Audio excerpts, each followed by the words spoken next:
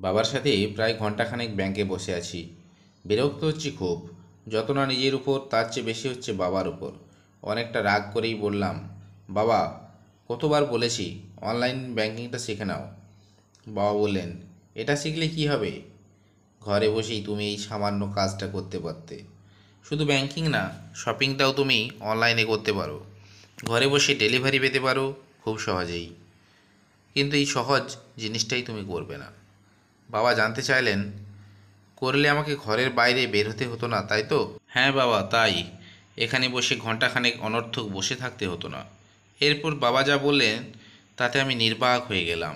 বাবা বললেন, এত সময় বাঁচিয়ে তোমরা কি করো? ফোনেই তো সারাক্ষণ ব্যস্ত থাকো।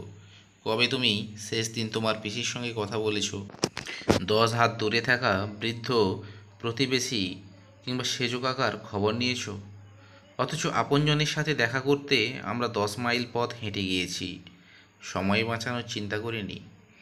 মানুষ যদি মানুষের পাশেই না যায়, তবে এত সময় বাঁচিয়ে কী হবে বলো?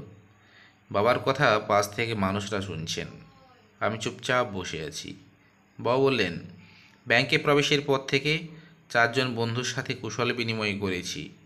তুমি জানো, আমি ঘরে একা, তাই ঘর থেকে বেরিয়ে আসাটাই আমার আনন্দ।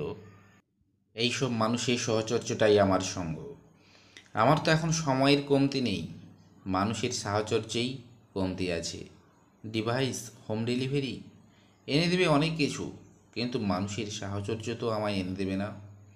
মনে পড়ে 2 বছর আগে আমি যখন অসুস্থ হয়ে পড়েছিলাম, যে দোকানদার থেকে আমি রোজ কেনাকাটা করি, তিনিই আমাকে দেখতে গিয়েছিলেন। আমার পাশে বসে থেকে মাথায় হাত রেখেছিলেন। আমার চোখ অশ্রুসিক্ত হয়েছিল। তোমার ডিভাইস বড়জোর একটা যান্ত্রিক ইমেল পাঠাবে, কিন্তু আমার পাশে বসে থেকে চোখের জল তো মুছে দেবে না, বরং মনের কষ্ট আরও বাড়বে, তাই না? চোখের জল মুছে দেওয়ার মতো কোনো ডিভাইস তৈরি হয়েছে কি?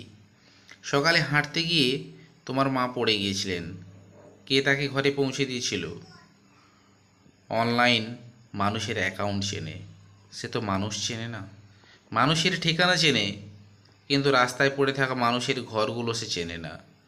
তাই অনলাইন অনলাইন ডিজিটাল ডিজিটাল না করে লাইফের সাথে জড়িত মানুষদের সঙ্গে সময় কাটাও। দেখবে জীবনটা খুব সুন্দর হয়ে উঠবে। এই ধরনের ভিডিওগুলো যদি ভালো লাগে, চ্যানেলটাকে লাইক করো, শেয়ার করো আর সাবস্ক্রাইব করো। সবাইকে অনেক অনেক ধন্যবাদ।